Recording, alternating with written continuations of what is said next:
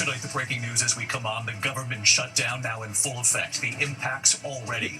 And in New York City, part of an apartment building comes crashing down, and you'll see it. First, millions of government workers, from some 2 million U.S. troops to the TSA agents keeping airports and travelers safe. Now they face missing their paychecks. Tonight, sources telling ABC News the White House has told House Republicans with this government shutdown, mass layoffs are now imminent, possibly as early as tomorrow.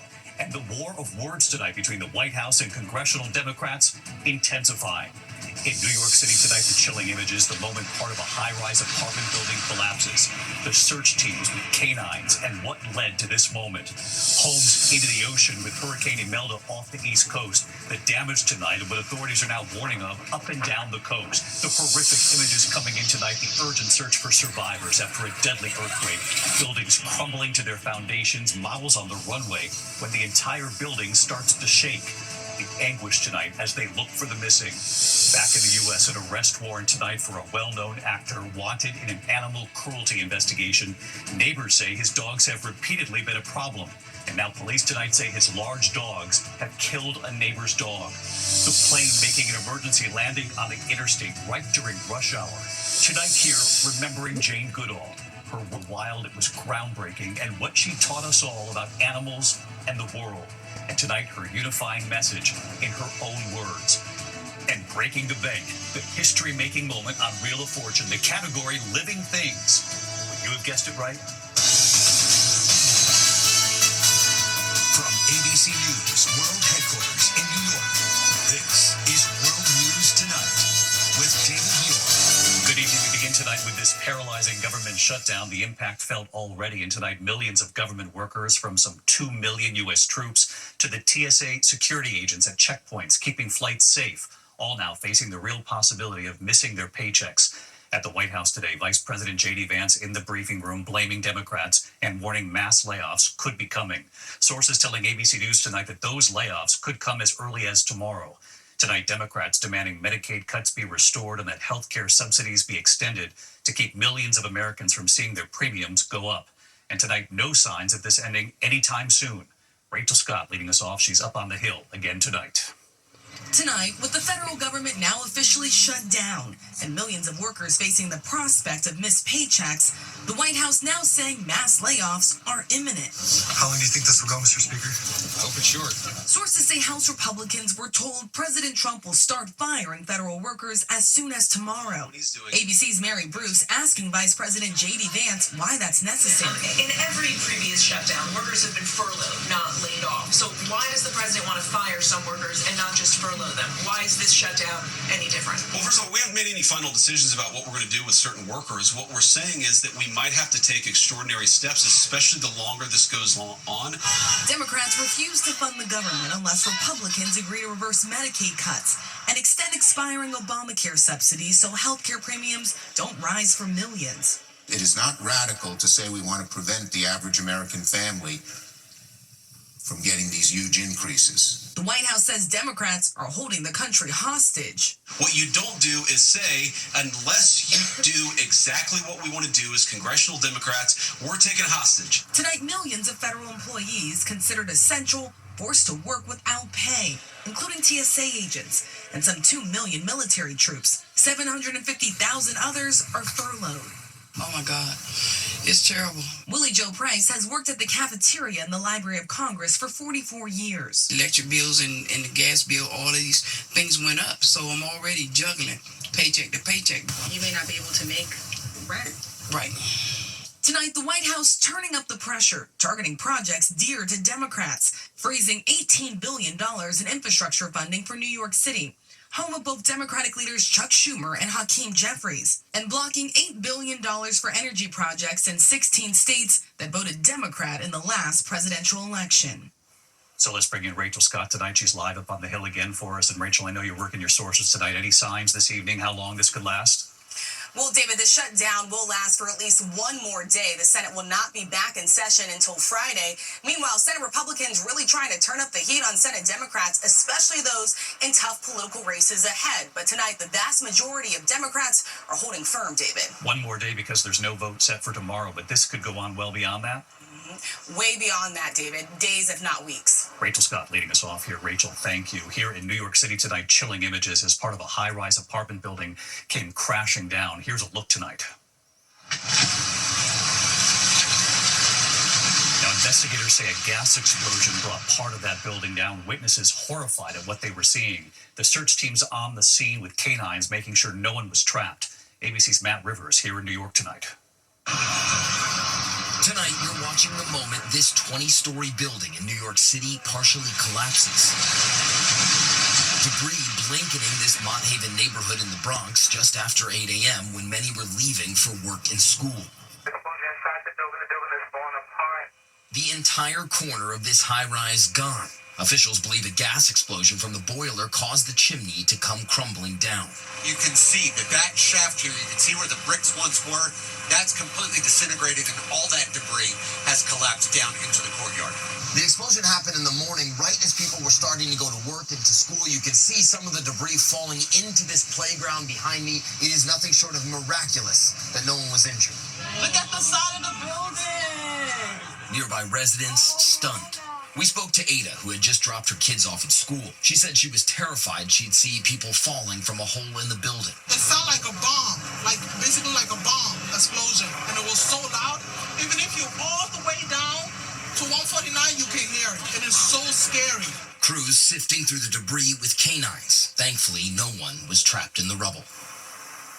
And David, as the weather gets colder here in New York, many buildings just now turning on their boilers. The mayor saying this explosion is a reminder to check those boilers that might have sat idle for months. David? Wow, this could have been much worse. Matt Rivers tonight. Matt, we appreciate it. We turn this evening to the hurricane churning right off the East Coast. The power of Hurricane Imelda tonight. Homes along parts of the coast crashing into the ocean. This home right here in North Carolina's Outer Banks, in fact, several homes were already vulnerable because of beach erosion. And tonight, what authorities are most concerned about up and down the coast with Imelda right off. Here's Stephanie Ramos for us. With Hurricane Imelda turning out in the Atlantic, tonight, at least half a dozen houses collapsing in the surf along North Carolina's Outer Banks. Roofs floating away, homes reduced to debris in the large swells. There was one person just bought a house here. People like that is what I feel sorry for. Hurricane Imelda and the remnants of Hurricane Umberto now threatening the East Coast, sending dangerous rip currents and waves up to 12 feet as far north as Scituate, Massachusetts. Imelda strengthening to a Category 2 as it closes in on Bermuda, wind gusts near 100 miles per hour. And David, our weather team telling us Imelda will move through Bermuda tonight with flash flooding and storm surge. Here along the East Coast, we could still see high surf or flooding over the next few days, from Florida all the way up to Maine. David. Stephanie Ramos with us. Stephanie, thank you. Overseas tonight, the horrific images coming in, the desperate search for survivors now.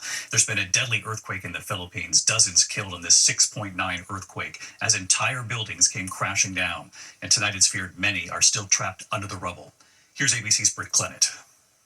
Earthquake, earthquake. This is the moment a powerful earthquake rocked the Philippines, leaving dozens dead. You can hear the screams of terrified residents in Cebu province. Models walking the runway during this beauty pageant, scrambling to get to safety. The bell tower on this centuries-old church toppling to the ground.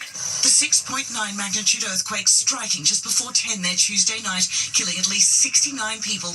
And in Indonesia tonight, crews racing to rescue dozens of students after their school collapsed during a prayer service Monday. Officials still hearing screams from the rubble. Today, digging a tunnel to rescue 5 survivors. Parents gathering, desperate for word. I got here as soon as I heard the news, this father says. That school had been undergoing construction. At least 6 were killed, dozens more injured. David, back to that deadly quake in the Philippines that violently shook buildings as it struck. Rescue efforts are now being hampered by hundreds of aftershocks. And this is less than a week after the country was hit by back-to-back typhoons, with another one on the way. David? Yeah, the typhoons and now this earthquake. Britt Clennett with us here. Britt, thank you. Meantime, back here in the U.S. tonight, an arrest warrant issued for a well-known actor now wanted in an animal cruelty investigation. Authorities say 2 of his large dogs killed a neighbor's dog in an Atlanta neighborhood. And neighbors say his dogs have repeatedly been an issue. Steve Osunsami now from Atlanta. Police in Fulton County, Georgia tell ABC News Tonight that singer and actor Tyrese Gibson will need to head back to Atlanta and appear in person to face arrest on a misdemeanor animal cruelty charge. Look at my baby. Look at my baby. After they say two of his dogs ran from his Atlanta mansion and killed a dog at a neighbor's home 2 weeks ago. Gibson is a movie star, best known for his roles in the Fast and Furious action films. But in this wealthy Atlanta neighborhood, police say they know him more for repeatedly losing track of his big dogs. We're afraid to go out of our house. They're 150-pound dogs with a bite of a lion, and they're very dangerous dogs. Harrison Parker has an electric fence and was letting his 5-year-old dog out before bed when it was killed. He shared this security camera video with police. There he was, just this little pile of fur, just lying motionless on my driveway. And he was dead. Gibson was out of town at the time and in a statement says his dogs have never been trained to harm. And he says he will continue to face this tragedy with honesty, responsibility, and compassion. Authorities say they hear all of that, but say they've spent more than a week trying to get this actor to surrender his dogs. They say he first agreed to do so, then changed his mind, and that's when they issued the arrest warrant. He is now telling them that he has put the dogs in new homes. David? Steve Osunsami in Atlanta. Thanks, Steve. Tonight, the Supreme Court is allowing Federal Reserve Governor Lisa Cook to keep her job, at least for now. That's pending the outcome of oral arguments in January on President Trump's bid to fire her over unproven allegations of mortgage fraud. The decision marks a sharp break with how the justices have handled other cases involving the president's removal power at independent federal agencies. To the economy tonight, with the government shutdown, the Department of Labor's job numbers won't be released this Friday, but the payroll processing giant ADP issued its own report today, reporting that the U.S. lost 32,000 private sector jobs in September. Despite those concerning numbers tonight, the stock market closing up, the Dow closing at 46,441, the S&P closing for the first time above 6,700. That's a record high. We do have a passing to note tonight. We learned late today that Jane Goodall, the groundbreaking researcher and conservationist, has died. Her work changed the way we see animals and revealed to us what they're capable of. Tonight here, her unifying message for us all, in her own words. Jane Goodall was a pioneer. For decades, her scientific discoveries while documenting chimpanzees in the wild was groundbreaking. For more than 60 years of field research, teaching us all about the bond between man and nature. She first traveled to East Africa to study chimpanzees in 1960 at just 26 years old. She was a secretary for a renowned paleontologist, Louis Leakey, and he thought she'd be up for the grueling job. Because she was young and because she was a woman, the local government there insisted that she bring someone with her. And so her mother volunteered. It was a crazy idea, most people thought. This young girl, no degree, out in a potentially dangerous situation. She'd bravely leave camp at dawn and search for the chimpanzees, returning night after night without finding them. But she was determined. I refused to give up. One day, it happened. I could see them on the other side of the valley watching me. Then they'd come closer and perch in the trees looking down at me. Finally, they came right down onto the ground. It did not go well at first. My first encounters with the chimpanzees were disastrous because they ran away. They took one look and would flee. She would eventually gain their trust, documenting for the first time behaviors that stunned the scientific community and the world, charting their individual personalities and emotions, witnessing the chimpanzees embracing, hugging, the bond between mother and child. A wild chimpanzee mother came up to me and allowed her infant to reach out with that wondering expression in his eyes to touch me. And that's another moment I'll never forget. There was an older male chimpanzee who she captured stripping the leaves off a twig and using it as a tool to catch termites. It was previously believed that only humans had those skills, making and using tools. At that time, we were just defined as, the only tool-making creature on the planet, man the toolmaker. Jane Goodall's work was documented by National Geographic for years. In 1977, she established the Jane Goodall Institute, one of the world's largest global nonprofits for conservation research. She would write 32 books, 15 of them for children, all of them with a unifying message. Unconditional love. that's what we can get from animals if we treat them as friends rather than things. She would travel more than 300 days a year, and it was announced late today that at the age of 91, Jane Goodall died of natural causes while here in the U.S. on a speaking tour. Tonight, Jane Goodall, in her own words, on her life's work. I think it's been absolutely amazing. I mean, really, just the richness of it. It's fulfilling, and there's a long way to go, and a lot more that I want to do. But I've been lucky, very. And we've been lucky because of it. Jane Goodall's work was profound. What an impact. When we come back here tonight, the first American Pope, Pope Leo, weighing in on a major issue this evening. Also ahead, a 3-year-old has found a live grenade in the front yard from World War II. Also ahead, take a look, the plane making an emergency landing on the interstate right during rush hour. And the history made on Wheel of Fortune, the contestant winning the most ever, and what she revealed today after all of this, what she forgot in the middle of getting that clue right. In a moment here. Tonight, a small plane making an emergency landing on a busy San Diego highway during rush hour. The single-engine Cessna touching down near the center median of Interstate 15. The plane having engine problems about an hour after taking off from a local airport. Remarkably, no one was injured and no cars were hit. The first American Pope, Pope Leo, of course, making his first major address on climate change, embracing his predecessor's view, Pope Francis, on environmental advocacy. Leo presiding over the opening ceremony of a climate conference outside Rome. Among those in the audience, former Governor and actor Arnold Schwarzenegger. Leo also appearing to criticize American politicians this week for the treatment of immigrants as, quote, inhumane. When we come back on the broadcast, a 3-year-old finding a live grenade here in the U.S. dating back to World War II. Also tonight, the new name for Maxwell House Coffee. What do you think about it? To the index of other news tonight, a 3-year-old finding a live grenade dating back to World War II in his family's front yard in Washington State. The toddler taking the bomb inside the family home. The bomb squad was then notified and safely removed the device. No word yet on how it ended up in the family's yard or for how long it was there. Tonight, Walmart now says it is eliminating synthetic food dyes from its store brands. The retail giant is also planning to remove 30 other ingredients, such as artificial sweeteners and preservatives, by 2027. Several major companies have announced similar plans in recent months. Tonight, Maxwell House Coffee is changing its name for the first time in more than 130 years. The coffee giant temporarily rebranding as Maxwell Apartment.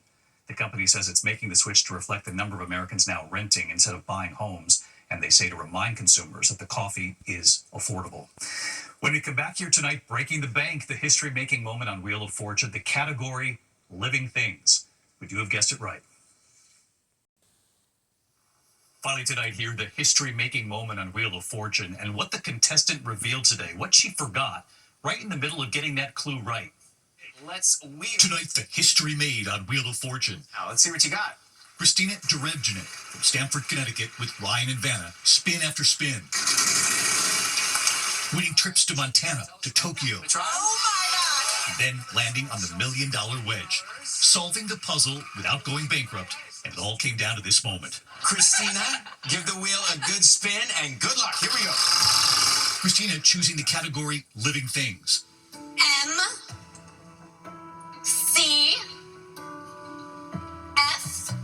And the vowel? A. Then it was time to solve the puzzle. You'll have 10 seconds to try and solve it. Christina's staring at me. Good luck. Pack of coyotes. She did it. Ryan opening the envelope, revealing the prize, $1 million.